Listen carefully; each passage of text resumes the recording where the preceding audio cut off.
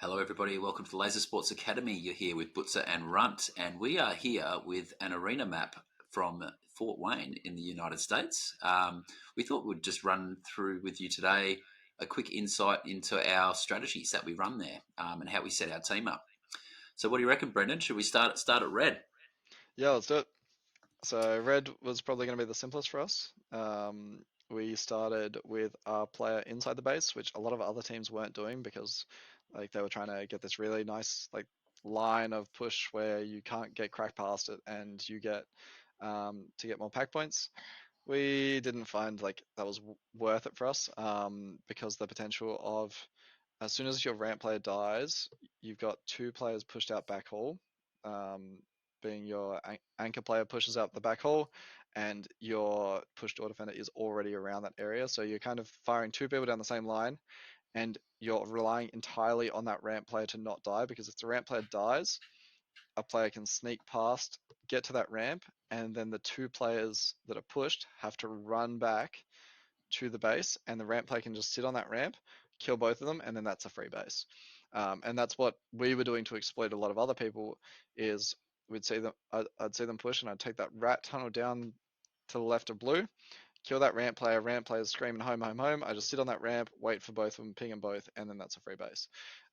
So we didn't want that to happen to us. So we sacrificed some pack points, left our player sitting in there the entire time, so that they'll be a bit more resistant to that. And it then frees the ramp player up to be a bit less perfect, do some pushes towards blue. So like Bootza was our ramp player. He was able to push up to blue a bit more because he knew even if someone snuck past him, it wasn't going to be the end of the world. Like our anchor player should get him. Yeah. Um, And the other thing as well is that if I push up to, say, I might push up here to try and get some points, the other thing I was doing is oops, coming around here sometimes to try and get some people out of position, or even sometimes coming through the middle there. And if I saw Brendan crack into blue, for example, or um, get an opportunity to get into the base, it means that I could push up and commit to a support.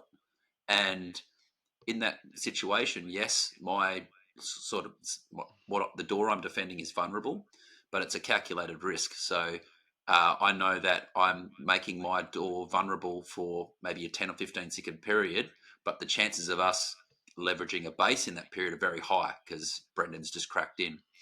So uh, in that case, it makes sense that our last line defender actually stays in the base because we are going to create opportunities for our opposition to actually get into the area without us seeing.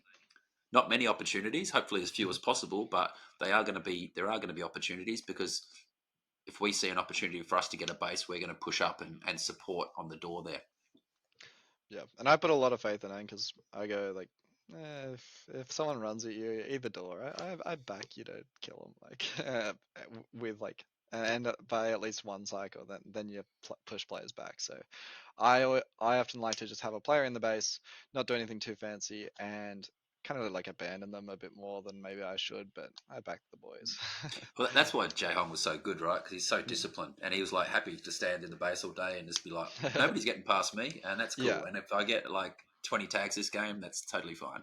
yeah, exactly. And it means that you can limit test on the outside, and you can go, how far can I leave him? Like, is J I think a lot of people don't limit test their anchors and they go, no, Mm. we must be back in time and hold their hand on the doors. Like we can't let them like have someone run in without a call. It's like, yeah, see how they go first.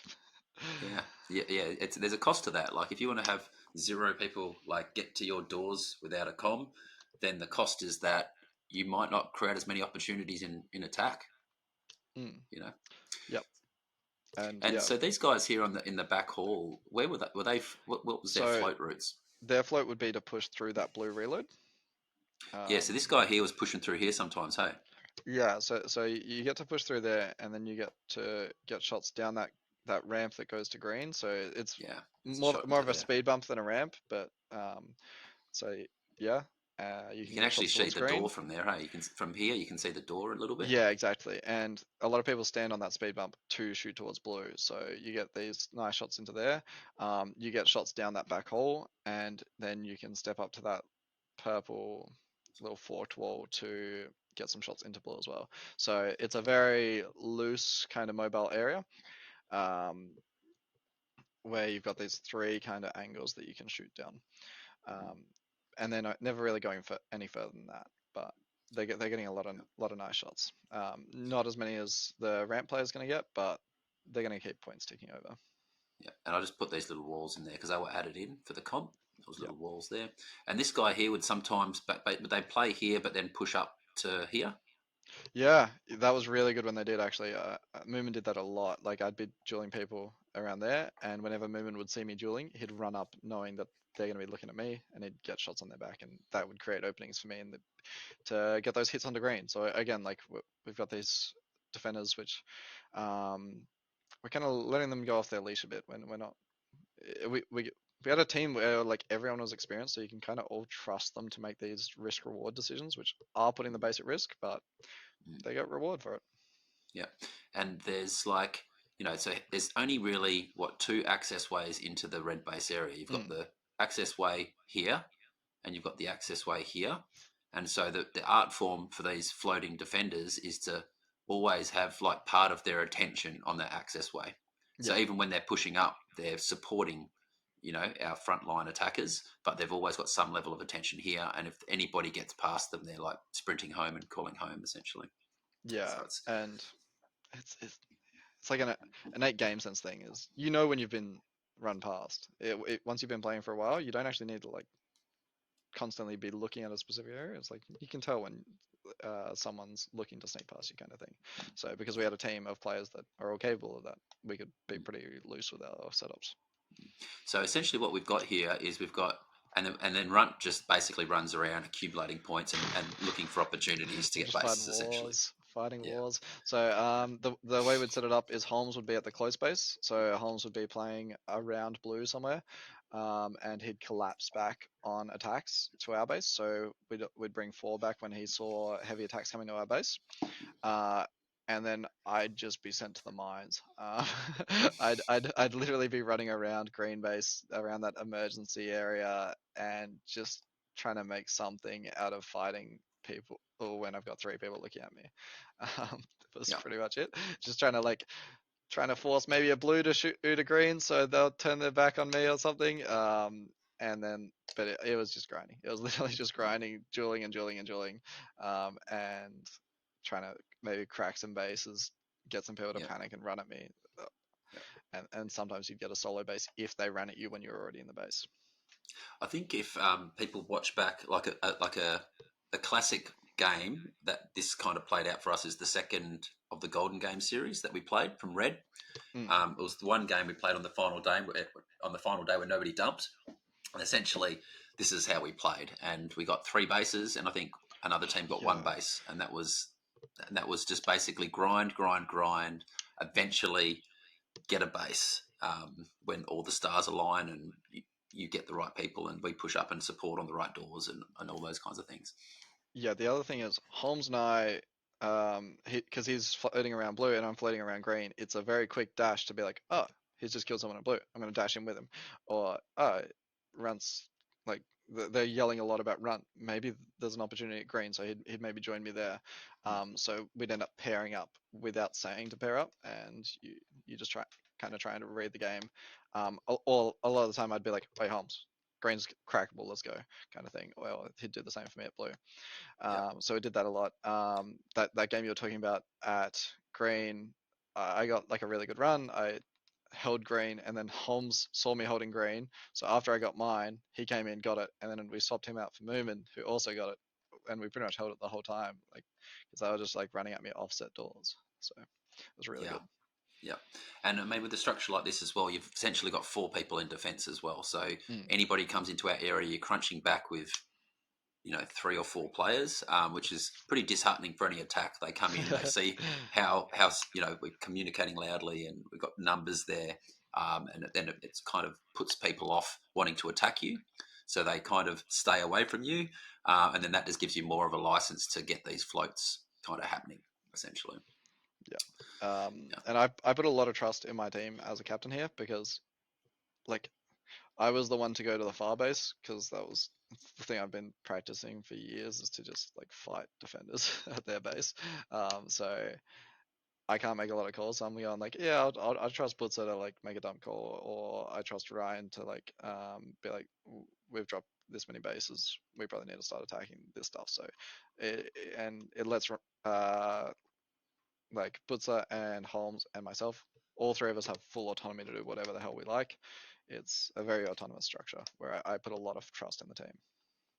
Yeah, well, I guess we had the advantage of we've got multiple players on the team who've captained their own teams, so Mm. are used to making these calls. So that was a bit of a thing we could pull off, but it can be a bit more challenging when you've got not as much experience on the team. But yeah, you can still certainly give even on an inexperienced team, you can give your players a license to float the way we've set this up, Yeah. and make decisions to pull back when people come to your base and all that kind of thing.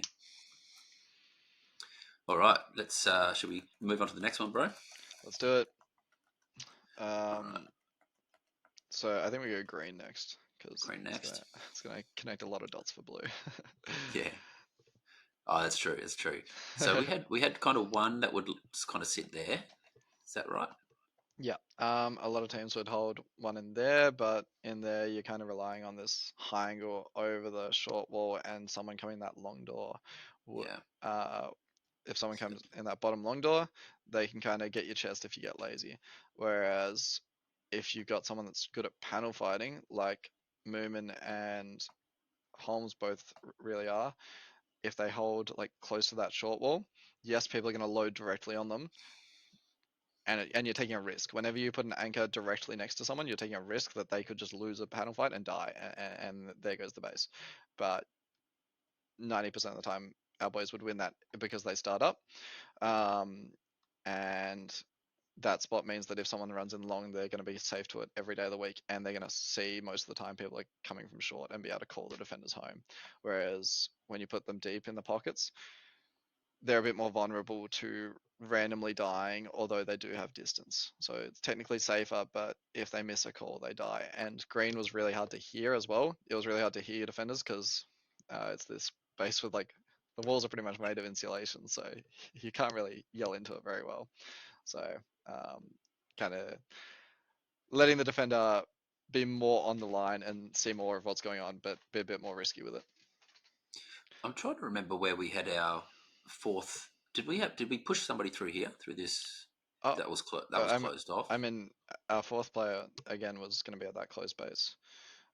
Yeah, so for context, that middle ramp that had a sheet on it, so Yeah. tarp, so you couldn't shoot down that.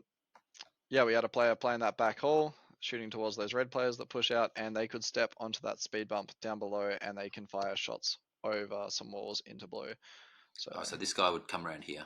yeah, so if you step to there, it's where I was saying the red players get points from farming these green players because they shoot over that purple half wall, over that next purple half wall, and down into that door of blue there. Mm. Um, so yeah. So we've got three players there. Where was our fourth? Or did you push? Oh, You pushed Holmes out to far, didn't you? no, Or so I'd take red and Holmes would be dueling around blue. yeah. So somebody So would need Holmes maybe in would be here. like playing that green reload, or I think he spent a lot of time dueling around that blue reload. Yeah. So he just run kind of an arc around that base a lot of the Yeah. time and play the rat tunnels. So he'd just do laps of the base kind of thing. Um, and then I'd be playing at red, but playing at red, it's literally just three defenders chasing you around, calling exactly where you were. So I'd be like a bit more between back and forth between red and blue kind of thing. But yes, I was being chased a lot. So I was just trying to get it. Ah, messed up my brush. um, Whoops. yeah, no, I'd be going all the way into the red reload. I'd hide in Pound Town. So this is what I was trying to get to here. This is Runt in red. Up down to Pound Town, back out again, through yeah, here, around here. Yeah, this is Runt. Up there like yeah, that. literally all of This, it. Using the backhoe everywhere, going into the base. Like, just yeah, having to just bolt away because they've got the blackback advantage and they're calling where you are. So you need to loop the defenders around so that they're chasing you and they get into each other's way. So they run at you in a single file line is the goal. yeah, So a yeah. lot of the time I'd run really close to the door and then I'd run down that tunnel and get them to chase me down that tunnel together, kind of thing. I don't know. It's um, I, I hilarious. I spent more time. I spent a good amount of time like stepping back towards blue and shooting through there and seeing if we could crack that kind of thing. Yeah. Um, And we need to talk about this guy down here on yeah. this bottom ramp because this is like the complete blue troll, essentially. The troll on the bridge. Yeah, so Yeah. this is Jay Hong was playing out there typically, Yeah, wasn't he? and he was having a great time because anyone goes to stand off with you, they are trying to duel you in the open or on a on like this low half wall where you can just shoot over it. And Yeah. unlike Australia, you can just like put your gun over half walls. So they're Yeah. trying to duel you with no cover. You can step back into that pocket, and then they have to come up to you. But if they hide in that pocket, you can still just stay there and shoot them over the top of it. Um, and Yeah. whenever they come up to fight you, they get shot in the back by reds along that huge corridor if you are able to highlight that. So that your push position from ramp. So Here. red Oh, ramp kind of, or like so oh yes, yes, yes. yeah. Oh, So from here. they would if you try to duel someone on that emergency ramp on the blue side of it, you'd be Yeah, getting yeah. shot from like that angle. Yeah, Oh, all the way through there. pretty much. All the way through there. it yeah. So Yeah. for the blues, so blues trying to duel the greens, you're getting shot by reds and trying to duel that green player who's got the advantage, literally standing on the Yeah. high ground on a speed bump thing, shooting Yeah. down on your wall. So Yeah. that green player, if blues are trying to contest him, the blues are having a very bad time. Yeah. And that green player can see into that green reload. They can see there's a mesh wall in front of that bottom door of blue. So I don't know if you can highlight the mesh. Oh, this one That here. Yeah. no, the one to the right of it. So they So can over shoot. here. They Oh, get here. It's like there. here So that somewhere. yeah, Yeah. that's mesh. So if people try to load up on that ramp door, you can get shots through the mesh to Yeah. kill anyone loading up on the ramp door, and then you Yeah. can see straight into the mirror door, and you through the mirror door you can see into the base. Yeah. You Well, can see I all used the way to to the wall. when we were blue. If I was dueling people out here, I would call to my defenders inside the base to fire shots out here because they could get Yeah, shots onto the certain yeah. angles. They could get shots onto the people I was dueling. And undisciplined like players playing on that emergency ramp, they'd cop that, but like that spot, it was insanely strong. So you push up to there, simplest push of your life, you're gonna get 18 tags a minute, like Yeah. so much. And first time we played blue base, we learnt the hard way. We tried to play it like a traditional base, and it was just we were just getting shots from everywhere, every which Yeah, way. Our field points were so bad. yeah. So green was pretty simple. That top door's kind of like doing these swings a little bit. Yeah. But apart from that, it's a pretty simple push. Yeah, I did notice when I played in here sometimes it was important to swing around because what could happen is sometimes you'd get caught in there because you'd always have a red player sitting in here somewhere. Mm, And if you just sat there looking at them, but neither of us you would get points, and then sometimes people would sneak up behind you through this door. So yeah, I found it was really important to actually play both of this in a more dynamic way. And there's actually a shot through a grill there as well you could get. yeah. So sometimes you could like just duck down and shoot people in the middle there through the grill. So just kind of staying a little bit mobile. This guy was kind of pretty mobile through this And, area. and that guy was actually our float player as well. That was Bootz's role. So you would also take some runs to red and blue, wouldn't you? Or Yeah, I would. Yeah, so I'd yeah. sometimes push up if I heard you guys dueling around at red. I'd sprint up to. There was a few occasions actually. I sprinted all the way up to here, and I'd cover Mm, a door for you. yeah, which was awesome. So again, like they're pretty complex pushes from all the bases, which is again why we enjoyed the maze so much, is because they're like one defender would have a simpler-ish push, but the other defender would be doing crazy stuff. Um, like red, you had two complex pushes, and you had that choice of what to do with the anchor. Green, you have one on the emergency. Like that's a very simple decision, but it's an interesting decision what you do with the anchor. Different teams are doing different things. I think anytime teams are doing different things, it's like really speaks to the maze of like multiple viable ways to play it, which I love. And then you have this complex push of like because you would have fought through blue reload a little bit as well, wouldn't you, Boots? Yeah, yeah. I found blue reload. Yes, definitely. Yeah, Yeah, I'd push yeah. up through So here as well. I just had to make sure I always had eyes on this ramp yeah, yeah, because that's what I found was the I guess the weak spot for the defense was people like coming in because there was so many places to hide in the blue reload area that people could very quickly just show up, sprint through here, and get a shot on our internal defender.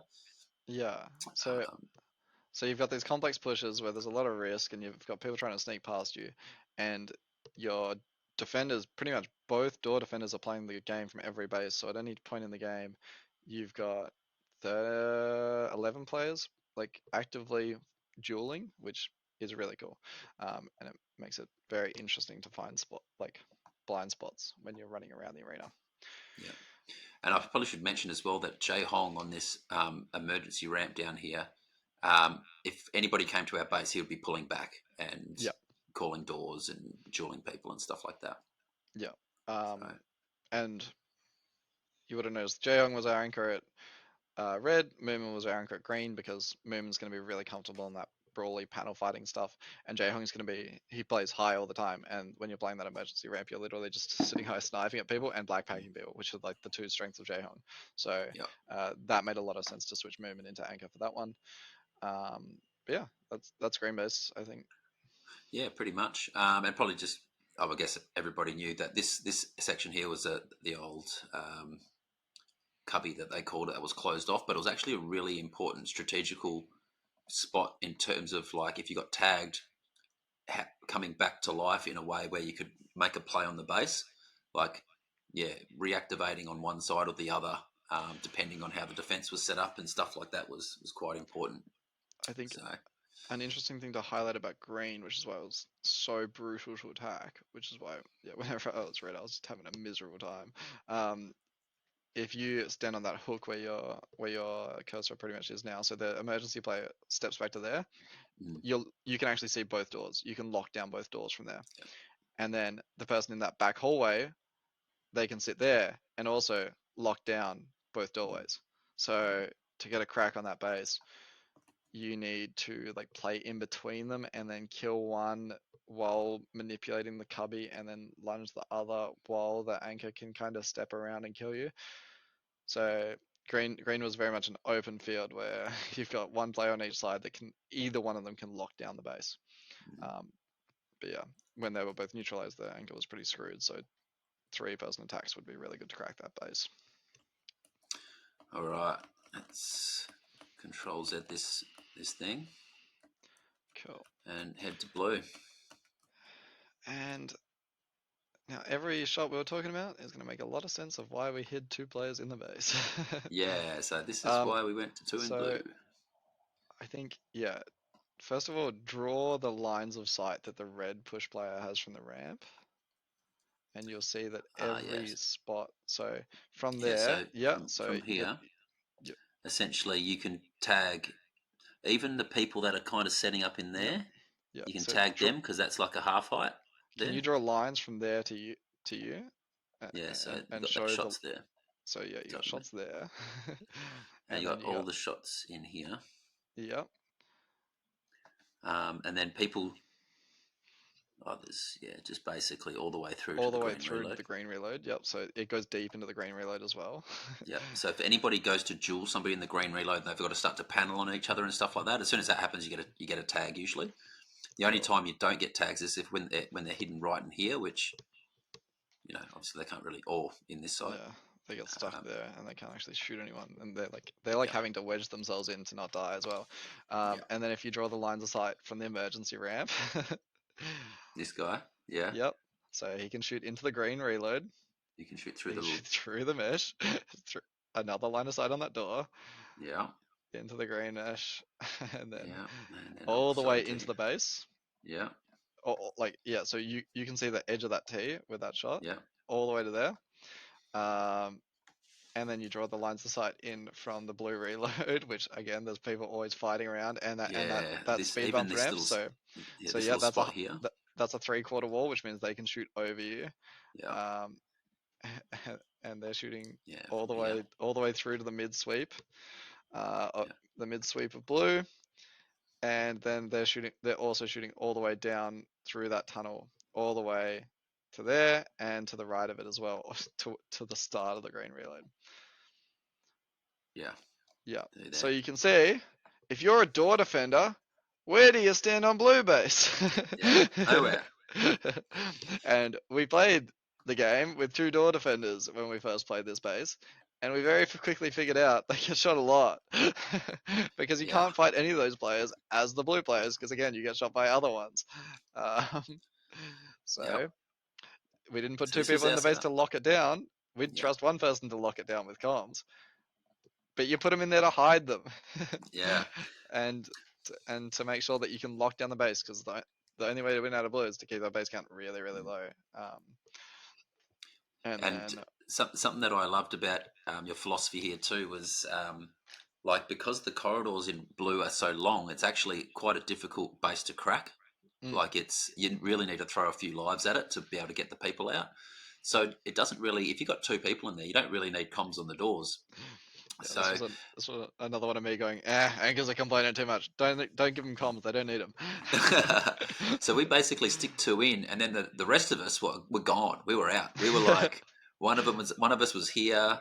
Um, you were just got doing your thing? Well, Where was our other person? Was so probably lingering around Blue so Reload I'd somewhere. usually play red base, and Ryan would play green base, I think.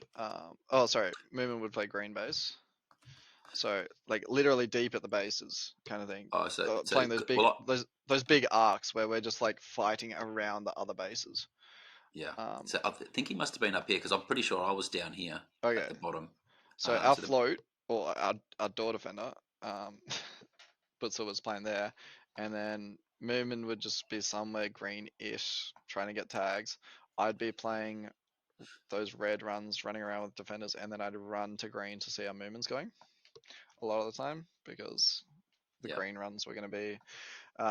When I came to meet Moomin there, he was good at drawing defenders into the correct positions to put them where he wants them. And the reason we got Moomin out and not Holmes is because Holmes has a really good high angle and is good at panel fighting that base. Um, and Jae Hong has a good low angle, whereas Moomin's high angle is not that strong because he normally plays like low flipped. So it made a lot more sense to put Ryan in there. Holmes, he was doing well, and him and Jae Hong had this really good synergy where when one of them was stunned or needed help, they'd call for it, and the other one would lean around the panel and shoot them through the grate when they were on the other side of that tee. So you can actually shoot the other side of the tee if you step around it through because it's a great shot. yeah that's a Um, great. so yeah, they were really good at communicating. The other thing is Ryan is really good at recracking bases, whereas Moomin's not didn't quite have the speed for it. So often when we started with Moomin and Jaehong in there, they'd crack us out, and we wouldn't be that strong at recracking. Whereas Holmes had that lunge to recrack them out for us, which meant I got to play with around with Moomin a bit, which was really fun. Mm. And we were getting really good cracks on green together. And the other thing that would happen is if that if we did get our base cracked, that's when I would obviously would hear it, and then I would come back, Moomin would come back, and suddenly we've got four players back at base trying to re-crack our base again, Yeah, essentially. but if it went down So twice, we were gone. yeah, if we went down twice, then Yeah. it's time to make a decision of whether we Yeah. stay. Blue, you get like 10 seconds to recrack them, but if you don't, now they're in these really strong spots with these really long corridors, and you're getting carved up from all these snipers, and you're pretty much best off dumping. Um, is how blue played. So it's like you drop it once, you assess, can we crack them out instantly? If not, let's leave. A lot of the time we did crack them out instantly, so we were fine. But a lot of the time, some of the time, I guess we often didn't have to pull the pin in the final days, but throughout like the end of the first day, start of the second day, a lot of the time we'd lose a base and go not recrackable and just leave and dump it out. Yeah. Yeah, and of course, because we were pushed up into here, like we always had numbers around green. Like we were able Yeah, to get. I think there was a couple of games where we managed to squeeze our way through green, like yeah, pretty much the entire team, just by yeah. setting Because up this way. movement would be around there. You again had to go deep in there to fight them, because to avoid that red sniper. And we abandoned our two boys in the base, and we end up with a pretty heavy presence around green when I come over and check it out. So we're putting some pressure on greens to kind of counter the pressure that green innately puts on blue. And it also keeps green back in their Um, base because they're kind of pulled back on you a bit more. Other thing So is, Bootza, you were doing runs all the way down to red. So we pretty much said, Bootza, you're a float oh, at that's right. blue, but you're only there for recracks. Like the way we described it is Bootza, you're like 75% attacking as a float, Mm, and 25% defending, which yep. is not the normal distribution for float, but we gave him this license to run across the entire bottom of the maze. I'd be doing top left, Moon would be doing top right, and then we'd all interplay a bit between each other and vibe it out.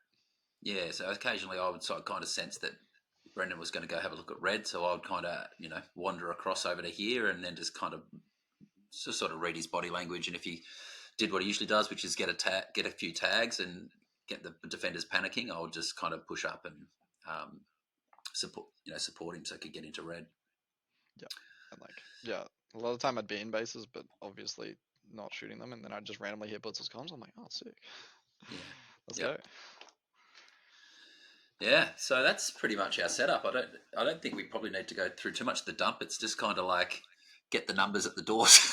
Yeah, get like all your players in the base, and at red we had one down at the ramp. That was it. We just wanted all our Yeah, guys in as tight as possible. That was maybe a bit like maybe at blue, but so went to the green reload or something. But it was just get your players in the doors, throw numbers at them. They've only got one shot a second. Just get in there, and then get three in there. So when they try to recrack, you've just got so many guns on them.